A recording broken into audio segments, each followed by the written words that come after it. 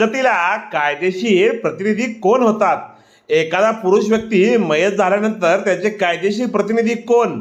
याबाबत माननीय राजस्थान हायकोर्टाने खैरुनिसा विरुद्ध जयशिव सिंग या वारस केसमध्ये महत्त्वपूर्ण असा निर्णय दिलेला असून त्यामध्ये असे म्हटलेले आहे की एखादा मयत पुरुषाला जर कायदेशीर वारस म्हणून पत्नी, मुले व मुली हे हिंदू वारसा कायद्यातील प्रथम वर्गातील वारस जिवंत असतील तर त्या मयत व्यक्तीचे कायदेशीर प्रतिनिधी ही मैताची बहीण होऊ शकत नाही. म्हणजेच हिंदू वारसा कायद्याचा प्रथम वर्गातील कायदेशीर वारस जिवंत असतील तर इतर वर्गातील वारस हे कायदेशीर प्रतिनिधी होऊ शकत नाहीत.